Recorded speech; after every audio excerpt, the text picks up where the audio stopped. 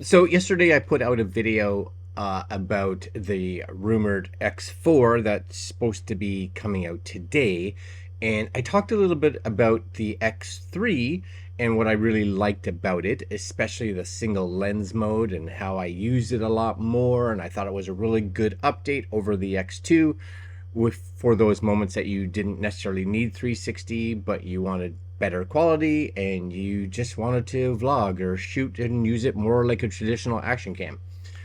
So I ended up getting a comment on that video from this person here, and it said, I watched a video where the 4K single lens mode wasn't better. You might as well record in 360 mode and cropped one field of view. So crop down. So I didn't see the advantage over the X2 you're talking about. Maybe make a video comparison of single versus cropped 360 field of view. So that's exactly what I did, because I was like, maybe he's right. Maybe there isn't much, and maybe it's just, I'm taking pills that aren't doing anything. Maybe I'm drinking the Kool-Aid and I have no idea what I'm talking about. So it was an excuse to get out on the bike. Anyways, a few things. Let's talk about a few things in regards to the single lens mode on the X3 and just your traditional 360 mode, which could be on the X3, it could be on the X2, it could be on the the RS. They all pretty much use the exact same 360. It's the 5.7K. So I went out, shot, had both the cameras kind of running. And this, well, here's the first thing. Workflow. Single lens mode, so much a better of a workflow if you just need that, because it just does everything in camera. All the stabilization can be done in camera. You can have it so that I think it does some, studio work if you need to, but you get a stabilized shot, you can drag it into your editor, off you go. When you're working with 360 footage, like the 360 footage takes me like an hour at least probably to get it ready to actually bring into an editor so that I can work with it. Plus file sizes. If you're someone that wants to get the best quality out of the 360 video, you're going to be making sure the bitrate is maxed out. You're going to be encoding it in a certain way just so that you get as much information into that clip as possible. Whereas the single lens mode is just, here you go. Bigger files, 360. More flexibility, 360 too, just in case you screwed up on your framing, but easier workflow on the 4K single lens mode. And honestly, it's smaller files and just easier to work with. Anyways, I've cut these clips up just so we're ready here. You guys can see them here. This is this clip right here. This is the 360 clip. You guys may be able to see if I actually bring my field of view down. Like here, you can see it's that sphere, right? That's there that I can spin around. So one of the nice things with 360 footage, even if you're just going to use the 360 footage as a single, right? You're just shooting it straight, whatever. It's wide. So if you're someone that really wants a nice wide shot, it's really wide, which I love, right? But you do take a little bit of a hit in quality, and I'm going to show these with not moving images, because I think with moving images, you and I, it's hard to see, right, some of the degradation that's there. But with a still shot like this, we should be a little better. So this is at full wide. Now, if I go over here and I bring up the single lens mode, this is as full wide as it gets. Okay, so this is single lens mode, full wide. It's hard to tell in here, but I'm really just using these as a width comparison. I've got all these set to like standard color. They're shooting in, well, the 360 mode was shooting in 5.7K 30 frames, and the single lens mode was shooting in 4K 30 frame. Now here's something just to realize too, that is another reason why the single lens mode can be nice, is that you can't shoot 5.7K 360, which you need. Like if you drop down to 4K, which you can, you take a huge hit in quality. You really do. So you want that 5.7K. 30 frames is the max that you're getting.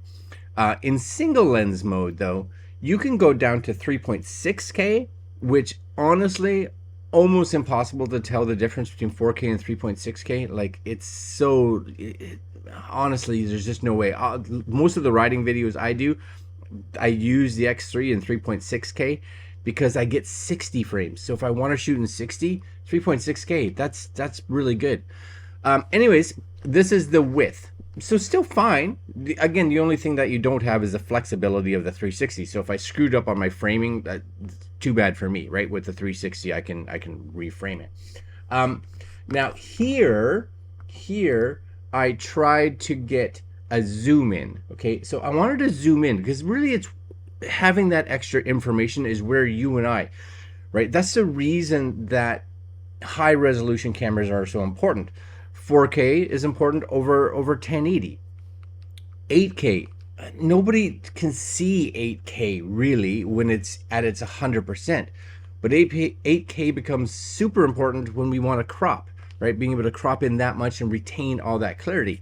So that's very much what a 360 camera, 5.7K sounds fantastic, but we have to crop in to get a 1080. So we do lose. And if you look at here, this is a crop. I'm cropped in. I just wanted to crop in to this area, and this is the 360 footage that was shot with the 5.7K. If you look at here, it's soft, 100%. Like that's soft. My shoe is soft. My pant legs are soft. It's starting to lose resolution. You can really see it in the engine here. Nothing here is really sharp. My bike's really dirty. Just ignore that because it's been raining a lot, and where I live it's kind of muddy. But anyways, that, like, it's noticeable. It really is. Now if you go to the 4K mode, ready? Click. This is 4K mode. Again, it's exact same settings for color and sharpening and all that kind of stuff.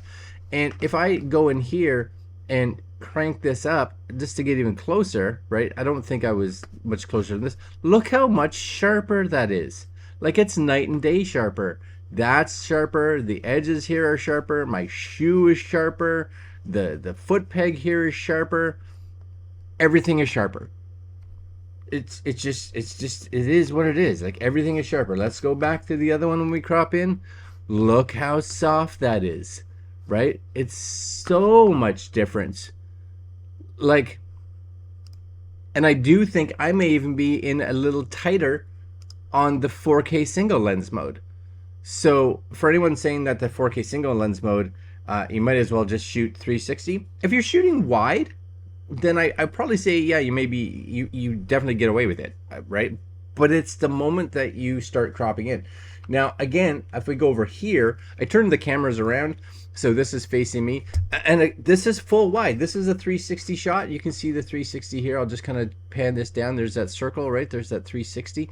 So if you come in here, it looks fantastic. It really does. It looks fantastic. It's got great color. I think the 360 pulls out great, really good. If you come to the 4K single lens mode, I don't know, there's something different in the way the cameras do their colors when they're in single lens mode versus their 360 mode. I don't really know. This one seems a little more contrasty. Whatever, you can fix that in post. But this is as wide as this is getting, and this is as wide as that's getting. I actually prefer the 360 here for width, you know, because I can see my bars, I can see more of the body, I can see more of the background. It's just for me, it just looks better. Anyways, if we come up here now, and let's do this. Let's focus on my goatee, my beard here, right? So if I come here and we zoom in to the goatee right here, like we'll get in close, so we'll see Victory at the bottom. We're gonna take this and we're gonna, let's see if we can shift it down. Can I shift it down this way here? Okay, so that not fantastic. No, right? Not fantastic. That's Victory is on the bottom. Sunglasses just kind of crouching at the top. Beard on the 360. Nah, not doing as well as I would like. Let's find somewhere where my face is. There we go. Forward. And we're going to scale again. Victory at the bottom, sunglasses at the top. So about there.